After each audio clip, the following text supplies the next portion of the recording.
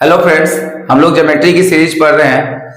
चलिए आगे हम लोग शुरुआत करते हैं। हमने साइन और कोसाइन रूल को पढ़ लिया था और उस पर आधारित प्रश्न को भी सॉल्व किया था। तो इस पर आपको लगातार 3 वीडियो मिले होंगे जिसको आप देख चुके होंगे। चलिए अब हम आगे का सीरीज को स्टार्ट करते हैं ताकि इन बातों को समझ पाए। चलिए ज्यादा बात ना करते हुए आज के क्लास को हम लोग शुरुआत करते हैं। तो जैसा कि आज के क्लास में हमको पढ़ना क्या है, इस बात को आप अच्छे से समझेंगे कि जैसे कोई त्रिभुज है, बहुत ध्यान से सुनना है। अगर कोई त्रिभुज है जिसका नाम जो है वो ABC है, ठीक है। अगर हम बात करते हैं कि अगर इस त्रिभुज की एक ही ऊंचाई ली जाए, यानी कि ये त्रिभुज है हमारा और इसका एक हाइट ले लिया गया AD, ठीक है। AD एक हाइट है। अगर हम इसके आधार को बांट दें, आधार को बांटने का अर्थ यह हुआ कि यहां से कोई लाइन हम खींच दे तो 2 त्रिभुजों में बदल गया। बात समझ में आ रहा होगा आपको, 2 त्रिभुज में बदल गया, यानी कि यहां से यहां तक एक आधार, ये तो परपेंडिकुलर है उसको छोड़ देना है, और यहां से यहां आधार को बांट देते हैं। जैसे मान लेते हैं कि ये 2:3 में आधार बदल गया, इसको हटा दीजिए आप पहले तो समझ में आएगा। हमने आधार को 2:3 में बदल दिया है, तो इसका अर्थ जो होगा ये क्या होगा, आपको ध्यान देने की जरूरत है कि इसका हाइट तो क्या होगा, वो सेम ही होगा। हमने डॉट से लगा दिया उसको, तो इसके क्षेत्रफल का जो अनुपात होगा वो वही होगा। जैसे अगर ये 2:3 में है तो इन दोनों त्रिभुज का क्षेत्रफल, यानी कि AB और हम मान लेते हैं यहाँ पे E, इनका क्षेत्रफल और त्रिभुज AEC का क्षेत्रफल जो दोनों होगा वो आपस में क्या होगा, आपको ध्यान रखना है कि इन दोनों का जो अनुपात होगा वो सेम होगा। आज हम यही बातों को पढ़ना शुरुआत करते हैं। आप अगर नहीं समझे हैं तो मैं एक बार फिर समझाता हूं आपको। जैसे मान लेते हैं ये कोई त्रिभुज है ABC और ABC त्रिभुज है। अगर हम इसके आधार को बांट दें और इसका हाइट जो हो दोनों का अगर सेम हो, हाइट क्या होना चाहिए, सेम होना चाहिए।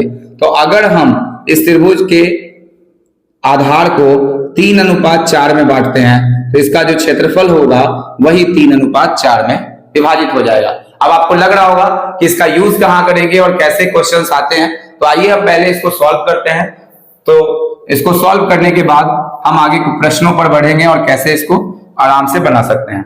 तो चलिए देखिए लिखा हुआ है क्या, यदि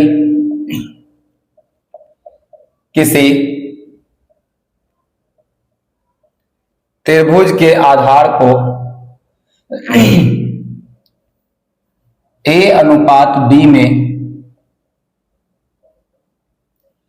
बांटा जाता है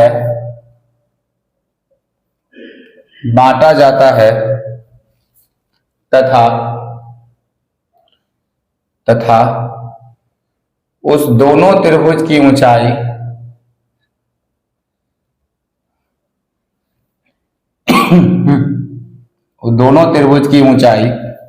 एक ही हो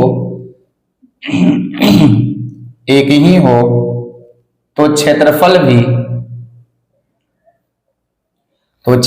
भी A/B के अनुपात में होता है।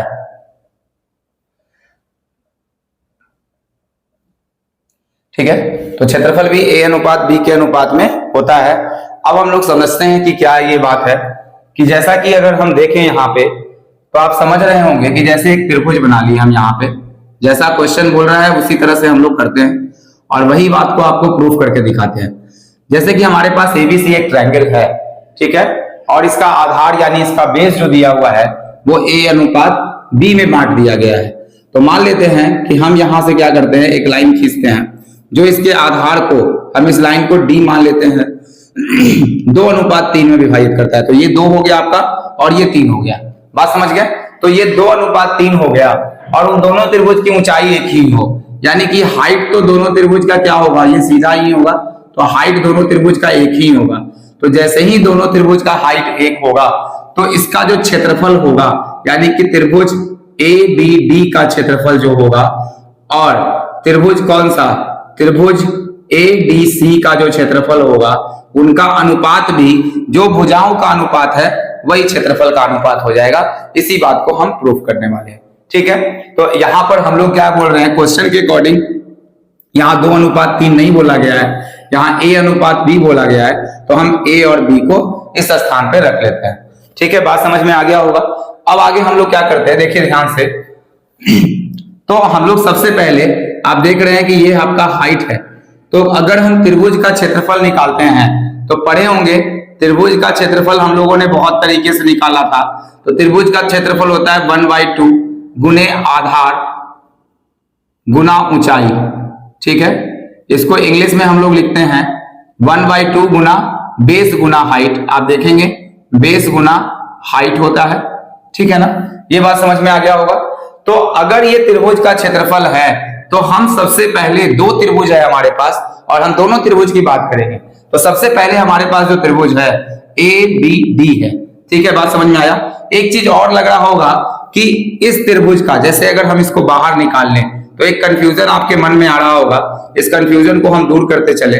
जैसे ये ट्रायंगल आपको ऐसे दिख रहा होगा, ठीक है, और आप लोग सोच रहे होंगे कि ये ABD है, तो इसका हाइट जो होना चाहिए था इसके अंदर होना चाहिए था, लेकिन ये हाइट बाहर कैसे चला गया।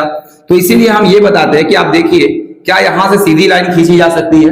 हाइट तो एकदम सीधी होती है, इसीलिए हम इसको एक्सटेंड करते हैं और यहां पर हम लोग एक लाइन खींच देते हैं, तो एक परपेंडिकुलर बाहर बन जाता है त्रिभुज के। तो जब भी अधिक कोण त्रिभुज होगा तो उसका जो परपेंडिकुलर बनेगा वो कहां बनेगा, वो त्रिभुज के बाहर बनेगा। और अगर न्यून कोण होगा तो उसका त्रिभुज जो होगा उसका परपेंडिकुलर जो होगा त्रिभुज के अंदर स्थित होगा। तो ये न्यून कोण त्रिभुज है, आप देखिए इसका परपेंडिकुलर अंदर स्थित है। इस बारे में हम लोग आगे जब डिटेल में पढ़ेंगे, त्रिभुज के टाइप्स ऑफ ट्रायंगल को पढ़ेंगे, तब हम इस बात की जानकारी लेंगे पूरा। लेकिन अभी फिलहाल के लिए आप इतना बात याद रखेंगे कि ऑब्ट्यूज एंगल ट्रायंगल यानी कि जो दिया हुआ भाग है यहां पर अधिक कोण त्रिभुज में अगर हाइट की बात की जाए तो वो कहां होता है, बाहर होता है। चलिए अब आगे बढ़ते हैं हम लोग। अब देखिए ध्यान से, हम सबसे पहले किस में चलते हैं, तो त्रिभुज किस में चलें, ABD में। तो त्रिभुज ABD में जब हम चलेंगे तो देखिएगा त्रिभुज का जो क्षेत्रफल होगा ABD का क्षेत्रफल 1/2। ठीक है, त्रिभुज ABD में क्या होगा, आप ऐसे भी लिख सकते हैं ABD का क्षेत्रफल बराबर क्या हो जाएगा 1/2 इंटू बेस जो होगा वो उसका कितना होगा, हम इसको आप कुछ भी मान सकते हैं, आप इसको AE भी मान सकते हैं, उससे कोई दिक्कत है नहीं।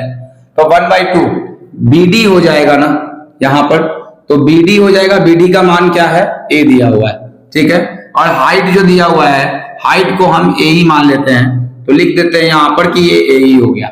1/2 गुना बेस गुना हाइट हम रखते हैं, BD रखते थे, BD का मान ये रखे। अब हम त्रिभुज में किस में चलेंगे, तो दूसरे त्रिभुज में चलेंगे ADC में। तो ट्रायंगल ADC का हम लोग क्या निकालेंगे, क्षेत्रफल निकालेंगे। तो ADC का जब क्षेत्रफल निकालेंगे हम लोग तो 1/2 गुना बेस गुना हाइट, तो बेस जो होगा वो कौन सा होगा, ये B होगा, और हाइट जो होगा हमारे पास वो कौन होगा, वो फिर से AE हमारा निकलेगा। ये समीकरण नंबर आप इसको 1 मान सकते हैं और इसको समीकरण नंबर 2 मान सकते हैं। अगर आप 1 और 2 को भाग लगा देंगे तो आपका जो निष्कर्ष है वो निकल के आ जाएगा। तो त्रिभुज ABD का जो क्षेत्रफल होता है, ठीक है, और बटा में त्रिभुज ADC का जो क्षेत्रफल होगा, आप इन दोनों को भाग लगाइए, 1/2 गुना A गुना AE बचेगा यहाँ, और 1/2 गुना B गुना AE होगा। ठीक है, ये बात समझ में आ गया। दोनों हाइट सेम है, काट देंगे, ये भी दोनों आपस में कट जाएगा, तो आपके पास जो बचा क्षेत्रफल का अनुपात वो A/B बचा। यानी कि हम जो बताना चाह रहे थे वो बात आपको बिल्कुल ठीक ढंग से अब समझ में आ गया होगा। चलिए, ये बात तो बिल्कुल रहा। तो अगर हम लोग ये बात करें कि कैसे इस क्वेश्चन को सॉल्व करेंगे और कैसे इस पर क्वेश्चंस जो हैं वो आते हैं, तो इसके लिए हम सबसे पहले एक और एग्जांपल से इस बात को और समझते हैं। अगर आपको थोड़ा सा ना समझ में आया हो तो एक बार मैं इसको फिर से आपको सामने रिपीट करता हूं इसी चीज को। जैसे क्या है, आप तेजी में समझिएगा इस बात को कि इस बार जो है इसको बांटा गया कैसे, इसको बांटा गया है 2:3 में। ध्यान से समझिएगा आप कि इसको बांटा गया है ABC को 2:3 में, इसके आधार को बांट दिया गया। तो जैसे ही ऐसा होगा तो हम बोल सकते हैं कि त्रिभुज ABD का जो क्षेत्रफल होगा 1/2 गुना कितना होगा, बेस। तो बेस कितना है 2 और हाइट कितना है, तो यहां से हम ले लेंगे AE, तो हम इसको AE मान सकते हैं। उसी तरह से हम लोग अगर लिखे त्रिभुज एडीसी का क्षेत्रफल, त्रिभुज अगर हम लिखें एडीसी का क्षेत्रफल लिखें तो एडीसी का क्षेत्रफल क्या होता है, एडीसी का क्षेत्रफल 1/2 गुना बेस, तो इसका पूरा बेस 3 आएगा, और हाइट की बात करें तो वो एई के आधार पे आएगा। हम लोग फिर से क्या करते हैं, इसको 1 मानते हैं और इसको 2 मान लेते हैं। अगर इन दोनों को हम भाग लगा दे तो क्या हो जाएगा कि आप देखेंगे कि त्रिभुज एबीडी का जो क्षेत्रफल होगा और बटा में त्रिभुज एडीसी का जो क्षेत्रफल होगा, अगर हम इन दोनों को भाग लगा दे 1/2 गुना एई हो जाएगा ये, और 1/2 गुना 3 गुना एई हो जाएगा। एई से ई को हम फिर से कट कर देंगे 1/2, तो देख रहे हैं कि इसके क्षेत्रफल का भी अनुपात कितना हो जाएगा, 2:3 होगा। ये बात आपको समझ में आ गया होगा। हम यही कोशिश कर रहे थे आपको समझाने की कि सीधा सा बात यही है कि अगर कोई भी त्रिभुज के आधार को बांट दिया जाए, ठीक है, और बांटने के बाद अगर त्रिभुज का ऊंचाई एक ही हो तो हम क्या बोल सकते हैं कि यह जो त्रिभुज है उनका जो क्षेत्रफल होगा, जो भुजाओं को बांटा गया आधार को, त्रिभुज के आधार को जो बांटा गया है वो उसी अनुपात में विभाजित करेगा जिनके उनके क्षेत्रफल का अनुपात है। बात समझ में आ गया? तो ये दोनों बातों को आपको बहुत अच्छे तरीके से याद रखना है। चलिए अब हम लोग आगे बढ़ते हैं और थोड़ा सा और इस क्वेश्चन को कंप्लीट करते हैं। जैसे मान लिया जाए ये तो अभी 2 भाग में बांटा गया था, हो सकता है आपके सामने जो प्रश्न आए उसमें ट्रायंगल को 3 भागों में बांट दिया जाए और ट्रायंगल का जो क्षेत्रफल है हमारे पास उसके अनुपात को निकालने के लिए कहा जाए, तब भी हम वही तरीका लगाएंगे। जैसे ये एबीसी हुआ और एबीसी में क्या किया गया कि पहले वाले भाग में बांटा गया यहाँ और दूसरा भाग बांटा गया। इन तीनों का हाइट भी क्या है, वो सेम है। हम इसको मान लेते हैं एडी और इसको मान लेते हैं ई। ये डी हो गया और ये ई हो गया। अब इसके भुजाओं को बांटा गया है ए बी सी के अनुपात में। जैसा कि हमने आपको ये बताया है कि अगर इनके साइड्स का अनुपात एबीसी है तो अगर आप इस त्रिभुज का क्षेत्रफल, इस त्रिभुज का क्षेत्रफल और इस त्रिभुज तीनों के क्षेत्रफल का अनुपात निकालेंगे तो वो भी एबीसी के अनुपात में होगा। और बहुत आसान इसमें क्वेश्चन बनाया जाता है, जानकारी के अभाव में इसको लोग नहीं कर पाते हैं। चलिए तो हम लोग देखते हैं, डायरेक्ट समझते हैं इस बात को। इसका हाइट जो होगा वो तीनों का आप ये मान सकते हैं, देखिए ध्यान से, इस हाइट को बांटा नहीं गया, ये ए है। तो सबसे पहले हम लोग अनुपात निकालने की कोशिश करते हैं। तो कौन कौन सा होगा, सबसे पहले ट्रायंगल एबीडी आएगा। देखिए कैसे निकल रहा है, एबीडी का क्षेत्रफल, ठीक है, हम डायरेक्ट लिख देते हैं यहाँ पे एबीडी का क्षेत्रफल। उसके बाद एडीई का क्षेत्रफल, यानी कि त्रिभुज एडीई का क्षेत्रफल, और अनुपात में हम फिर से लिख देते हैं एईसी का क्षेत्रफल। तो ये हो जाएगा आपका एईसी का क्षेत्रफल। सब कुछ क्षेत्रफल है यहाँ पे, तीनों क्षेत्रफल का अनुपात है। जब आप इनके क्षेत्रफल के अनुपात निकालेंगे तो आप जानते हैं कि 1/2 गुना बेस कितना हो जाएगा, इसका ए हो जाएगा, और हाइट देखिए यही हाइट होगा। अगर आप इस हाइट को h मान लें तो कोई दिक्कत नहीं है सबके लिए, यानी कि इस ट्रायंगल के लिए भी हाइट यही होगा, इस वाले ट्रायंगल के लिए भी हाइट यही हो रहा है, और इस वाले ट्रायंगल के लिए भी हाइट यही हो रहा है। अगर तीनों ट्रायंगल का हाइट सेम है तो इनका जो अनुपात होगा यही अनुपात हो जाएगा। आप देखते जाइए, 1/2 इंटू क्या हो जाएगा, b इंटू एच। अगर एईसी की बात करें तो 1/2 इंटू कितना होगा, c इंटू एच हो जाएगा।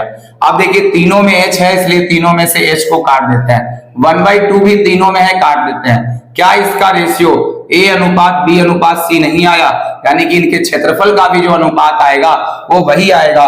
और अगर आप इसको 4 भागों में, 5 भागों में, 6 भागों में, 7 भागों में, 8 भागों में, जितने भी भागों में विभाजित कर दें, उनका क्षेत्रफल अगर उनका हाइट सेम दिखाया गया है तो उनका क्षेत्रफल का अनुपात यही होगा। अगर A B C D E है तो उनके क्षेत्रफल का भी अनुपात क्या होगा, A B C D E होगा।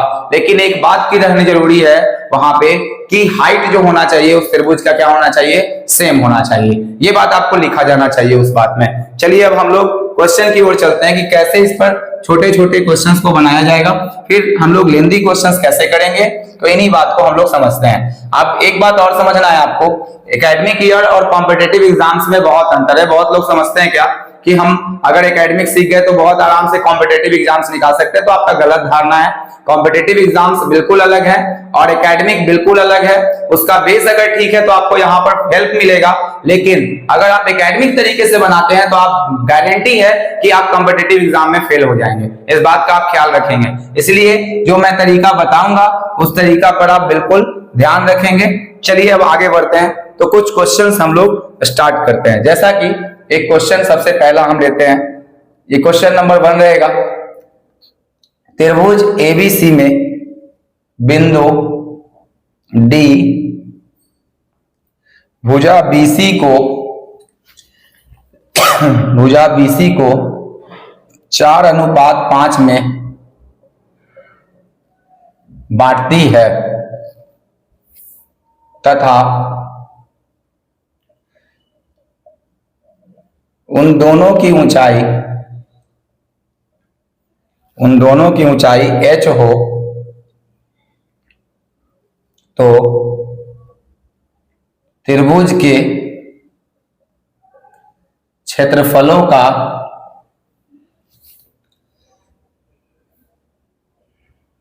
अनुपात क्या होगा। जैसे ऑप्शन में लिखा है 3:4, 4:5, 5:4 और 4:3। ये क्वेश्चन है और बिल्कुल एक लाइन का क्वेश्चन है। अगर आपने थ्योरी पढ़ा है तो बिल्कुल एक लाइन में इसका आंसर भी आप दे सकते हैं। जैसे कि एबीसी बिंदु यहां पर लिखा हुआ है कि एक त्रिभुज है, यानी ट्रायंगल है कि एबीसी एक ट्रायंगल दिया हुआ है आपके पास। उसके बाद बोला गया कि बिंदु डी बीसी को 4:5 में बांटता है, यानी कि एक बिंदु यहाँ पे डी है आपके पास, ये 4:5 में बांटता है इस भुजा को। और इसका हाइट भी क्या बोला गया है कि दोनों की ऊंचाई h है, यानी हाइट भी इसका सेम है। तो त्रिभुज के क्षेत्रफलों का अनुपात क्या होगा, तो इसको बिल्कुल भी बनाने की जरूरत नहीं है, आप देखेंगे और आंसर लगाएंगे। जैसे कि ये अनुपात में 4:5 है भुजा का अनुपात, तो आंसर भी हमारा क्या होगा 4:5 ही होगा। आपको इसी तरह से क्वेश्चन को जज करना है। चलिए आगे, और आप कमेंट में आंसर कीजिएगा। हम जब क्वेश्चन लिखेंगे तो आप इसको बना के और कमेंट में आंसर भी करते जाइएगा वीडियो को रोक के, ठीक है। आपका ये काम होना चाहिए।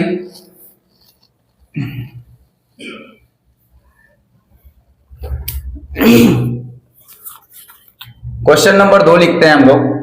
लिखा हुआ है कि त्रिभुज एबीसी में बिंदु डी भुजा बीसी को 6:7 में बांटती है, ऐसा लिखा हुआ है, तथा उन दोनों की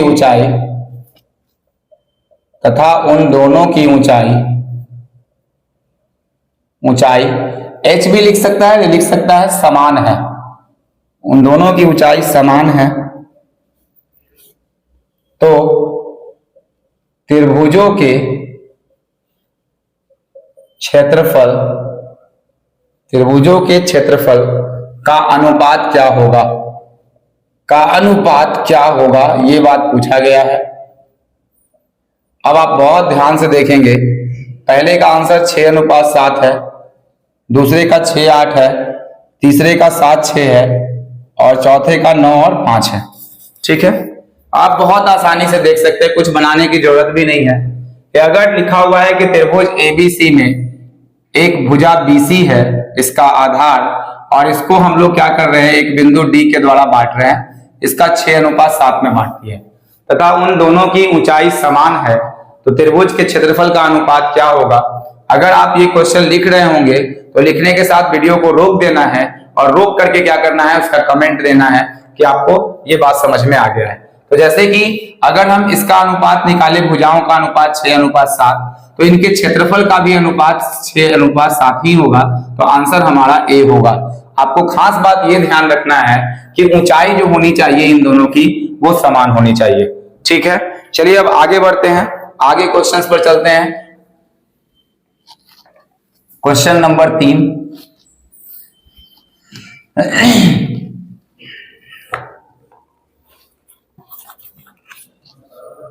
क्वेश्चन नंबर 3 में है कि त्रिभुज एबीसी में बिंदु डी तथा ई डी तथा ई भुजा बी को 2:3:4 में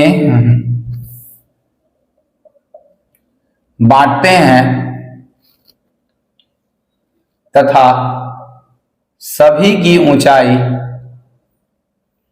यानी हाइट ऊंचाई h हो या ऊंचाई समान हो तो त्रिभुज के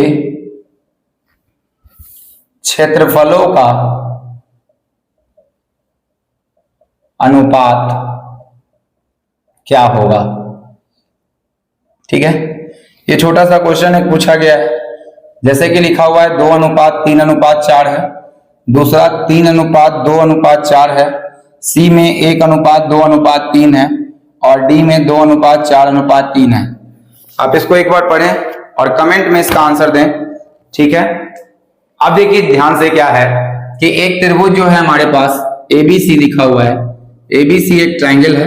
ठीक है, और एक भुजा, दो बिंदु हैं, बिंदु डी और ई भुजा बीसी को, यहां पर एक छूट गया था बीसी, तो ध्यान दीजिएगा बीसी को जो है यहाँ पे एक तो डी होगा और दूसरा जो होगा वो ई होगा, इस अनुपात में बांटती है। तो बीसी डी और ई भुजा बीसी को 2:3:4 में बांटती है। तो यहां पर जो है बीसी को डी और ई 3 अनुपात में तो बांट ही रही है, 2, 3 और 4। तो अगर इसके क्षेत्रफल का अनुपात आपसे पूछा जाए, क्योंकि इन तीनों त्रिभुज का जो हाइट है वो सेम है, तो इनके क्षेत्रफल का अगर अनुपात पूछा जाए तो आप डायरेक्ट क्या बताएंगे, 2:3:4। आपको बिल्कुल बनाने की जरूरत नहीं है, आप इसका डायरेक्ट आंसर पुट कर देंगे। चलिए अब थोड़े से स्टैंडर्ड क्वेश्चन की ओर बढ़ते हैं। यहां तक हम लोग बातों को समझ पाए हैं।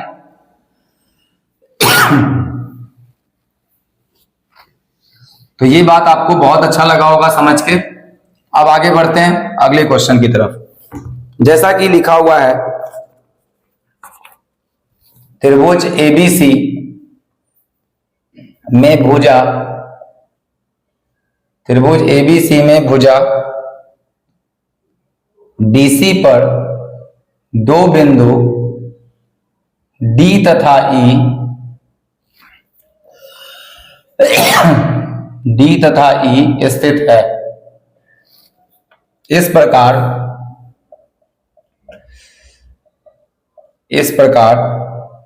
बीडी अनुपात डी अनुपात ईसी बराबर 4:5:6 हो तथा त्रिभुज एडीई का क्षेत्रफल 30 सेंटीमीटर स्क्वायर है, तो त्रिभुज एबीसी का क्षेत्रफल ज्ञात करें। अगर आप इंग्लिश में लिखना चाहते हैं तो लिख सकते हैं, in triangle ABC D and E are 2 points on BC such that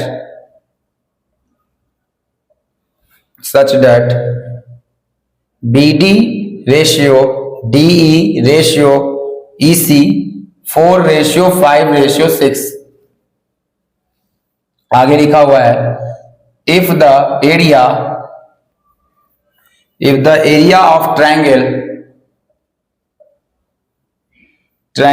ADE is equal to 30 centimeter square,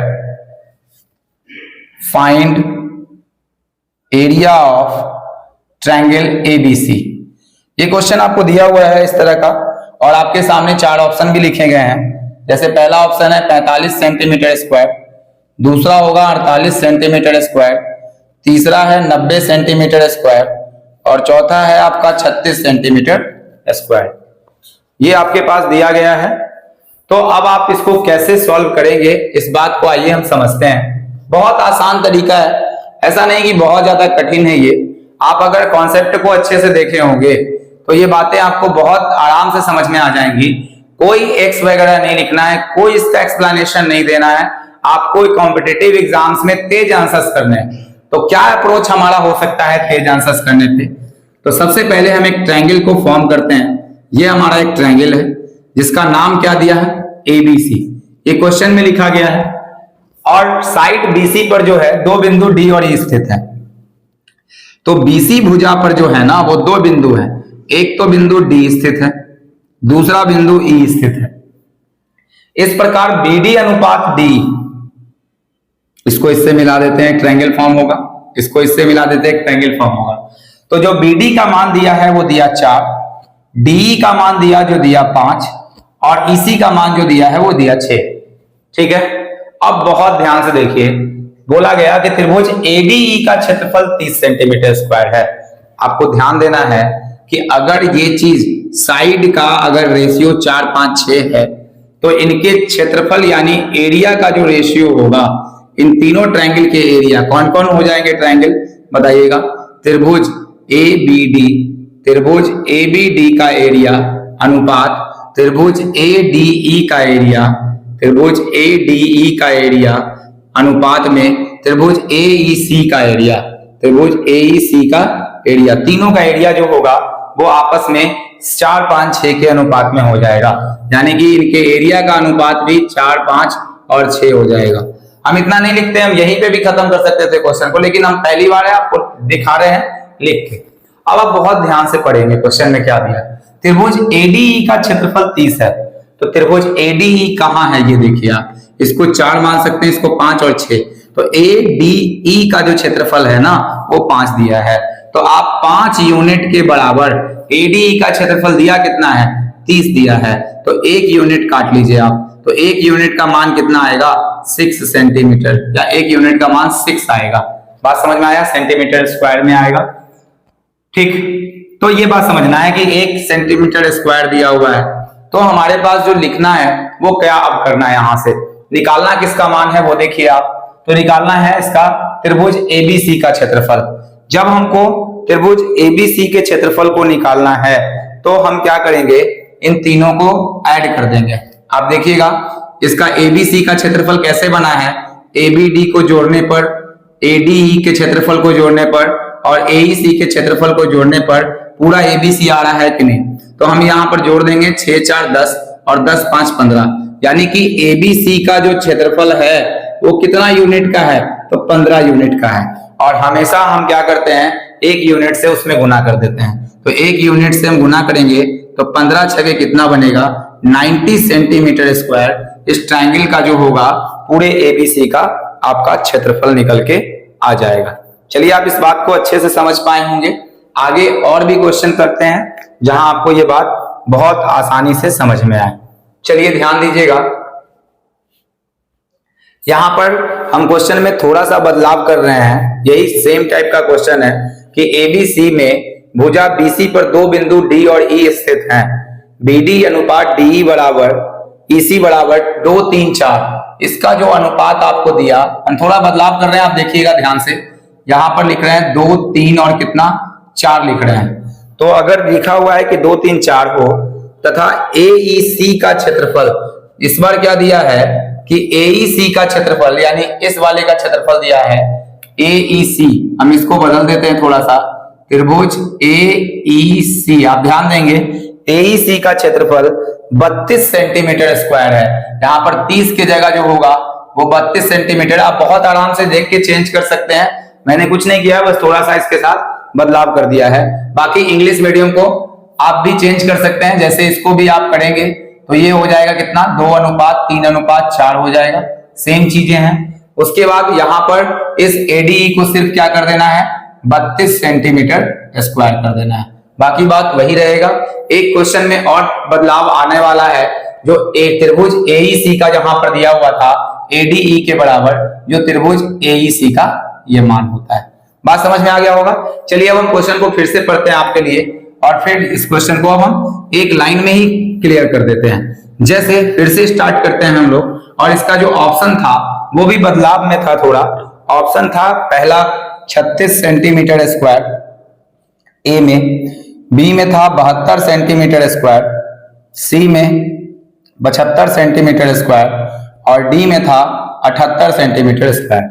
कैसे समझेंगे इस बात को, आप देखिएगा ध्यान से कि अगर हम त्रिभुज ABC में लिख रहे हैं, यहां पर हम ट्रायंगल बना रहे हैं, A, B और C एक ट्रायंगल बना रहे हैं और दो बिंदु D और E स्थित है। उसी प्रकार से यहां पर हम एक बिंदु D ले रहे हैं, एक बिंदु E ले रहे हैं। बहुत ध्यान से देखिए, इसी AEC में ले रहे हैं और BD का अनुपात, DE का अनुपात और EC का अनुपात 2, 3, 4 है, तो इनके क्षेत्रफल का भी जो अनुपात होगा वो 2, 3, 4 के अनुपात में होगा। ठीक है, बात खत्म है। अब AEC का क्षेत्रफल 32 दिया है, तो AEC का जो क्षेत्रफल है 4 यूनिट है। यही 4 यूनिट 32 सेंटीमीटर स्क्वायर के बराबर होगा। तो 4 × 8 = 32। एक यूनिट का मान आप निकाल लेते हैं तो ये कितना आ जाता है, 8 सेंटीमीटर स्क्वायर का आ जाता है। अब जिस ट्रायंगल का मान पूछा है आप उसको बहुत अच्छे से निकाल सकते हैं। त्रिभुज ABC का क्षेत्रफल ज्ञात करना है, तो ABC इन तीनों ट्रायंगल के क्षेत्रफल को अगर जोड़ देंगे तो यही मिलेगा। तो 4, 3, 7 और 2, 9। तो त्रिभुज ABC का जो क्षेत्रफल होगा वो कितना यूनिट होगा, 9। और 9 यूनिट में जो एक यूनिट का मान आया है गुना कर देंगे तो 72 सेंटीमीटर स्क्वायर जो होगा पूरे त्रिभुज ABC का ये क्षेत्रफल निकल के आएगा। ये भी बात आपको अच्छे तरीके से समझ में आ गया होगा। चलिए हम आगे क्वेश्चन की ओर बढ़ते हैं।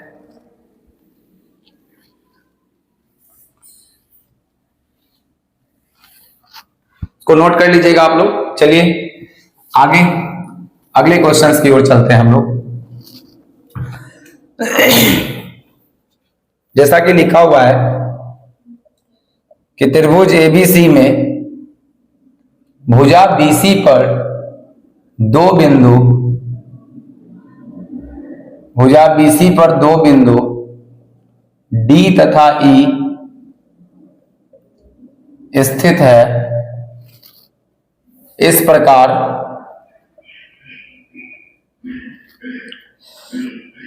BD अनुपात D अनुपात EC बराबर 5:6:7 हो तथा त्रिभुज ADE और त्रिभुज AEC के क्षेत्रफल का योग, क्षेत्रफल का योग 169 है, तो त्रिभुज ABD तथा त्रिभुज ADE के क्षेत्रफल का योग क्या होगा। बस इतना सा बात पूछा गया है।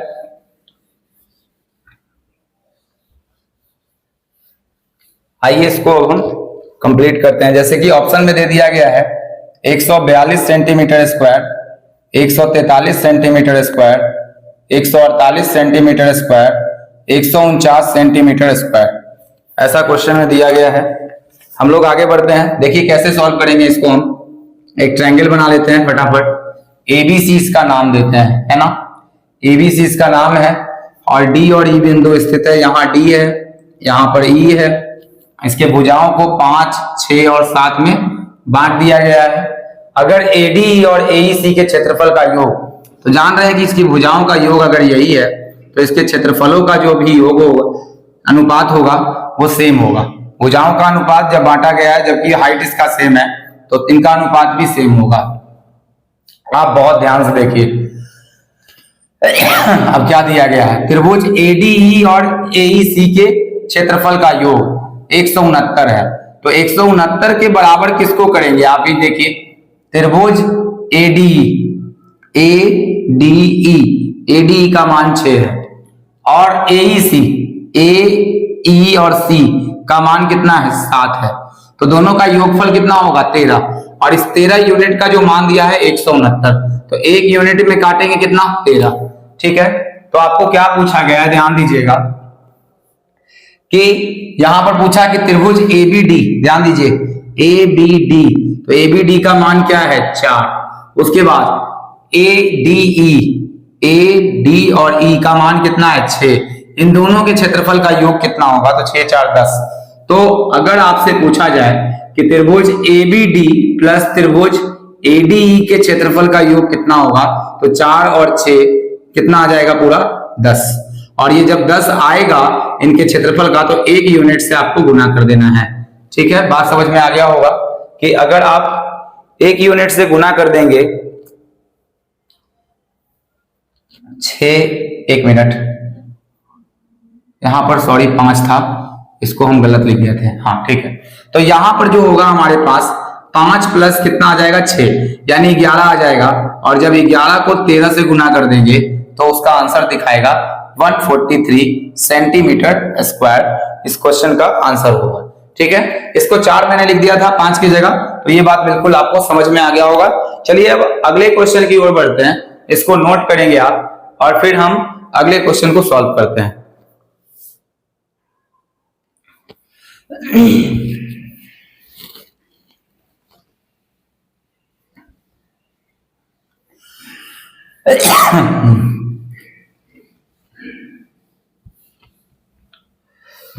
लिखिएगा ये क्वेश्चन और,